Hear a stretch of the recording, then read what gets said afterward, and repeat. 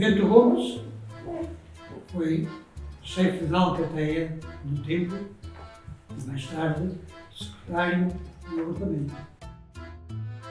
Joaquim Soares, instrutor do 419 de formação. Firmino Gonçalves, Virgínio. Eu na altura da fundação era o Bito, mas estou cá em representação do meu pai. Carlos Cunha, chefe do grupo, dava a formação aos exploradores. José Oliveira Mecânico como chefe do 419. António Esquivel Gomes, portanto, chefe do agrupamento, e fazia um bocadinho tudo, aquilo que fosse necessário, digamos, no agrupamento, digamos, como chefe. João Fernando Santos, chefe adjunto do agrupamento. Armindo Gomes, chefe do agrupamento atual.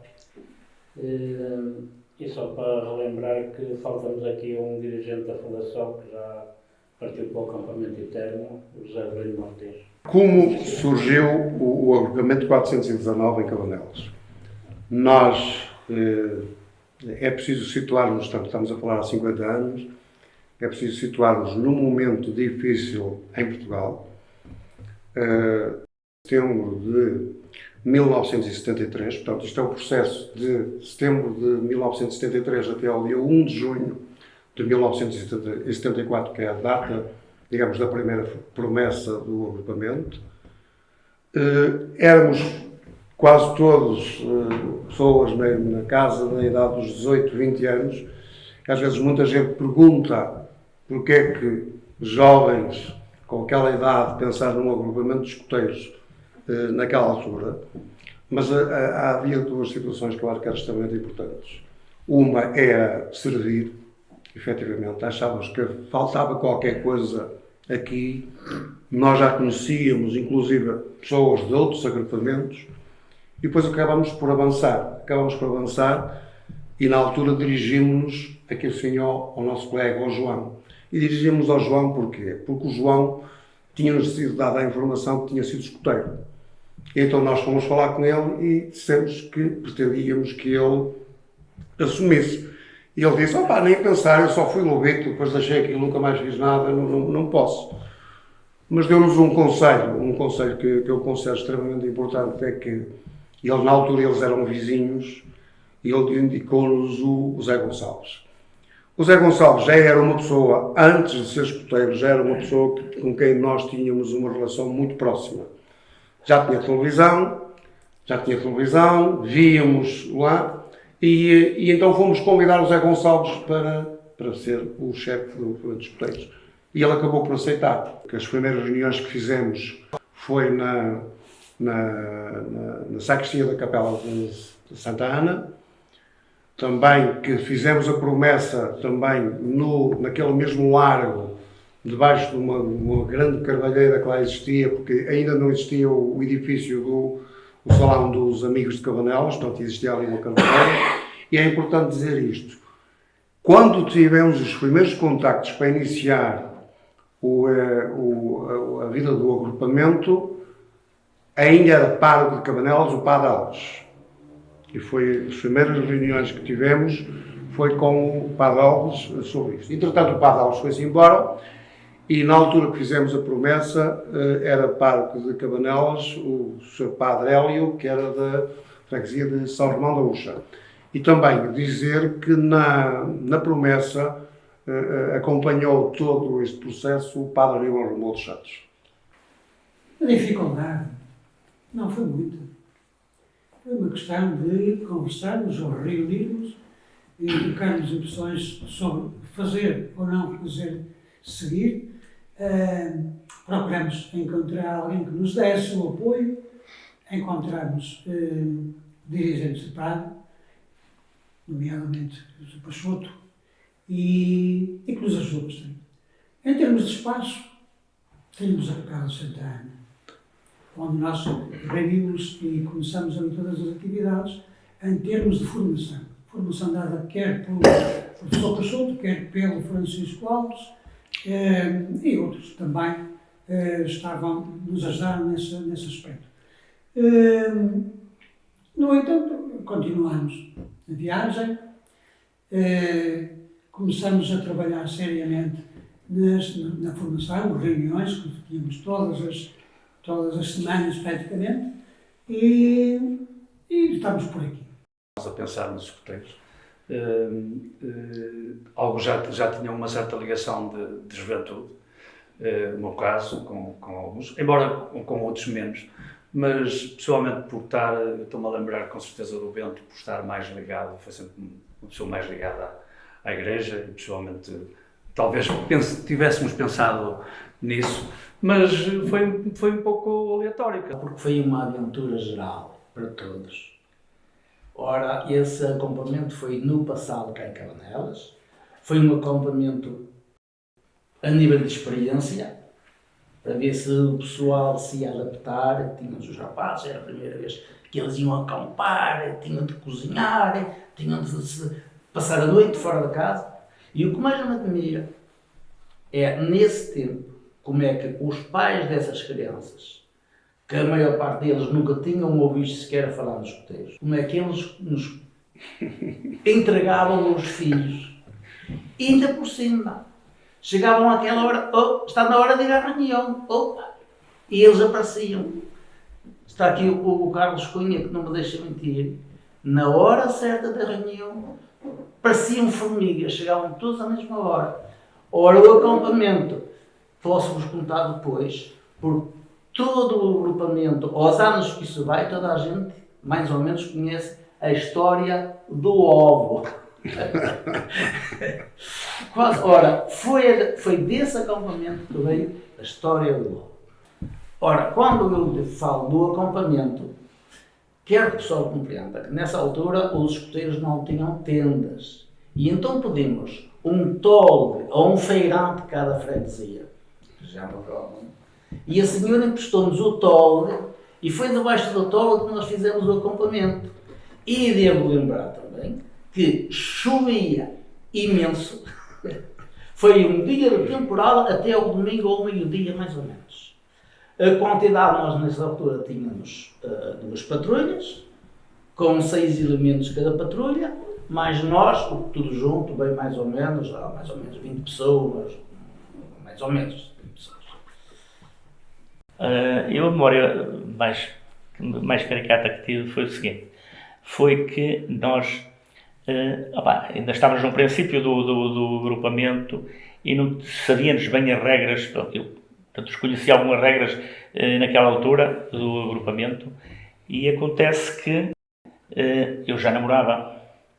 E um belo dia, num acampamento lá em cima no Fecho, eu resolvi, a namorada, estás a ver, vai ao domingo acampar e tal, e a namorada apareceu-me lá com a irmã e tal, e eu tive que dar uma escapadelazinha a namorar com ela e tal. Só que o chefe, era rigoroso naquele tempo, o chefe encontrou-me a namorar de lenço. O lenço era uma coisa que, pronto, ainda hoje eu penso que o lenço que é o símbolo do escotismo, e não me disse nada. Acabou-se a tarde e tal. Na próxima quarta-feira, quando tivemos uma reunião, ele disse, em reunião, o chefe disse, ora bem, temos aqui um problema para resolver e tal, o chefe do José vai ser castigado porque infringiu as regras do escotismo. Encontrámos-lo a namorar fardado, com o lenço e tal, isto e tal, e pus as regras, e por exemplo, eu desconhecia que estava a cometer uma infração, estás a ver, nas regras. E, fui punido, como nós tínhamos o jornal da pista, estás a ver, havia um jornal que existia nessa altura na freguesia, e toda a gente soube que o José Oliveira Mecânico foi castigado por namorar fardado e tal, foi punido com 30 dias, tenho impressão, foi assim uma coisa. Hoje eu conto isto porque foi um caso, e houveram mais casos, não é? como aquele que nós fomos, infringimos as regras do escotismo, durante a hora quando nos deram ordens para regressar à base para descansar, deixámos todos dormir, e nós pensávamos que estava o chefe Gonçalves, que estava, estás a ver, na parte dele, e nós arrancámos da moto para um ambiente de namoreismo, daquelas brincadeiras quando os jovens são, e então viemos da madrugada, tudo em silêncio, deitámos e tal, pensando que ninguém sabia do caso. Quando de manhã nos levantámos, tocou levantamento, para virmos cá para cima para a promessa, o chefe Gonçalves só nos disse assim: tenho aqui um problema para resolver antes de arrancarmos para cima. Chefe José, chefe Carlos e chefe, acho que era, tu não estavas nessa hora, Zé Belino. Não, eu Era o Zé Belino, tu eras estava bem. E o Zé Belino infringir mas todo o acampamento estava ali, estávamos todos reunidos.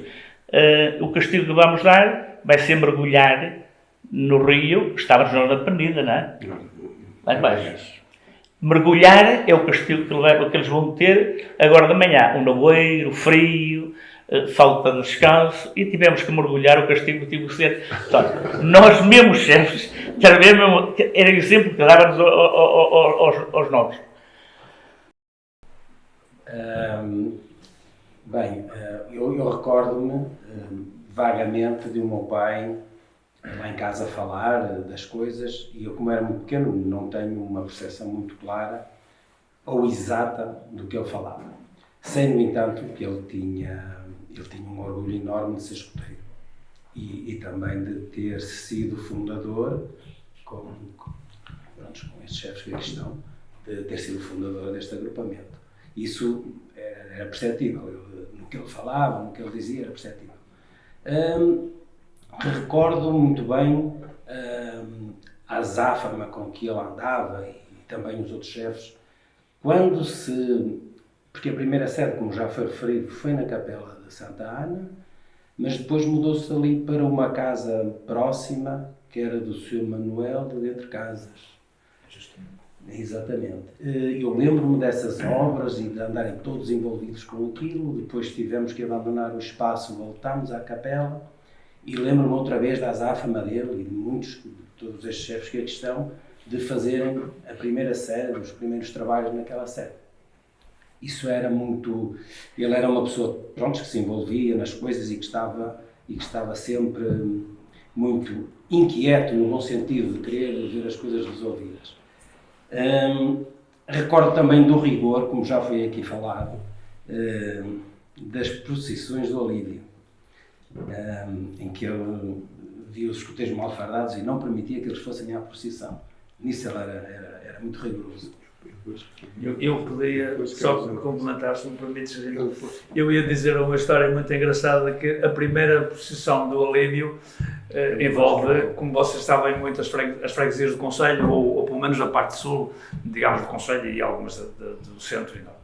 E chegámos nós, portanto, foi em setembro, nós, portanto, estávamos com um ano, de junho tínhamos feito a promessa, e fomos à primeira festa do Olívio. E chegámos lá, curioso que chegámos lá e vimos um senhor, já com uma idade, possivelmente com a idade que temos agora, com um lenço do lobito. E o chefe Gonçalves foi ter com ele e disse: o senhor então, está aqui com... Mas, no entanto, ele já tinha uma fanfarra, já tinha feito uma fanfarra, e dizia, mas... Era o senhor da Portela do Vale, que tinha formado, incumbiram-lhe de formar os escoteiros, e ele, a primeira coisa que fez, comprou uma fanfarra, comprou lenços e pôs no pescoço para ir à promessa, desculpem, à procissão do Olívio, mas sem ter a mínima noção do que era o escotismo. E então o chefe Gonçalves foi chamar a atenção de que ele não podia estar com aquele lenço, porque era um lenço de lobito. Efetivamente, toda a gente sabia, porque o homem, com aquela idade, era lobito. Queria também prosseguir, e tinha a ideia de falar mesmo da questão do presépio movimentado, porque não sendo uma atividade escotista, acabava por envolver todos os escoteiros, como já foi dito. Em particular, aqui o Joaquim Soares, porque o Joaquim Soares passava, penso que era desde setembro, até para aí, inícios de dezembro, quando se começava a vir para a capela, passava as noites lá em casa, não é? Passava lá as noites em casa a fazer aquelas habilidades lá para porem os bonecos em movimento. Pronto, mas era uma atividade, na realidade, desenvolvida pelos escoteiros, sem dúvida. E única agora, já há muitas, mas na altura era um pouco, quer dizer, não era usual. Pronto, assim é que é. Mas depois, é claro que eu vivendo toda esta envolvência, e também já era escoteiro, isto acaba por despertar em mim pronto, um sentimento de quase pertença. Eu já pertencia aos escoteiros, aquilo fazia parte da minha vida, eu vivia, respirava escotismo por todo o lado e toda a hora, e claro, continuei o meu percurso neste agrupamento até ter 25, 26 anos, quando depois mudei de freguesia. Mas claro que isso teve um impacto muito importante na minha vida, porque foi aqui que eu aprendi, no fundo, algumas coisas, e coisas muito, muito importantes, como é óbvio, os valores. Claro, a gente aprende valores em casa, mas depois no grupo aprendem-se outros valores, pelo menos recalcam-se esses valores, afirmam-se esses valores. E também um conjunto de habilidades, como é típico nos escoteiros, habilidades desde o trabalho em grupo, o respeito por todos, o pioneirismo, que é a técnica escotista. Portanto, há aqui todo um conjunto de aprendizagens que só se conseguem neste ambiente, ou só se conseguem num ambiente escotista, não é? E claro, isso depois dá aso a que eu avance sempre neste percurso. Até hoje, eu faço para o ano 50 anos de escotismo. Eu comecei em 75, sou escoteiro há 50 anos, ainda em atividade, não da freguesia, mas pronto, estou em atividade, mas acho que é o contributo que eu consigo dar, mas isso vem da origem, vem de estar aqui com estas pessoas todas. Eu cresci com eles, não é? Eu desde novo, pronto, fui escoteiro, depois, já de casado, já vivia em Cabanelas, abordaram-me para se eu queria fazer parte. Eu disse, claro que eu sabia as circunstâncias que iam aparecer, não é? E foi quando eu lembrei o falecido José Gonçalves e fomos ter com ele e disse que sim. E a partir daí começámos a trabalhar por vários sítios que não havia sede. Andávamos por aí nos barraquinhos qualquer, com a casa às costas, como se costuma dizer. Depois parámos na Capela Santana. E depois é que foi feito coisa tal e baixo, não é? E eu depois estive ausente uns anos bons. Há coisas que me falham, mas há coisas que eu lembro-me. Lembro-me de um acampamento em Cervães, que de noite, naquele tempo, na igreja havia coisas que levavam azeite, não é? E então aquela de noite eram só corujas, cá de borda. Aquilo no fundo era uma brincadeira, pronto. Lembro-me de um outro acampamento em Atiães. E lembro-me também de um passeio noturno. Fomos uma carta tipográfica também pela margem do rio. Esquece o nome dele. Por isso. E fomos ter a Mouri. Depois viemos pela estrada. Ainda existia. Estivemos lá bastante tempo de volta do eucalipto, que na altura não existia. Pronto. E depois há coisas que me faltam um bocadinho. No momento sou chefe do agrupamento, já fui lobito no agrupamento, entrei em 77. Daí para cá, o escotismo evoluiu muito, mas há um pouco de falta de da responsabilidade também tanto da parte dos pais como dos miúdos, comparecer nas reuniões, nas atividades, se calhar um bocadinho também os miúdos também não se interessam muito porque por causa das tecnologias preferem ficar em casa a descansar o corpo, mas não a memória. E neste momento também sinto que há um bocadinho de burocracias a mais no escotismo. Nós, dirigentes, neste momento temos que estar em formação permanente, porque senão, como eles dizem, somos obrigados a ser convidados a sair do escotismo e há muita formação. Nós, para bem, logo mais, ele e o José Firmino está a par disso, logo mais precisávamos quase todos os meses estar em formação. Acho que é assim, que a formação que faz falta, faz. Mas também, às vezes, também exageram um bocado, não é?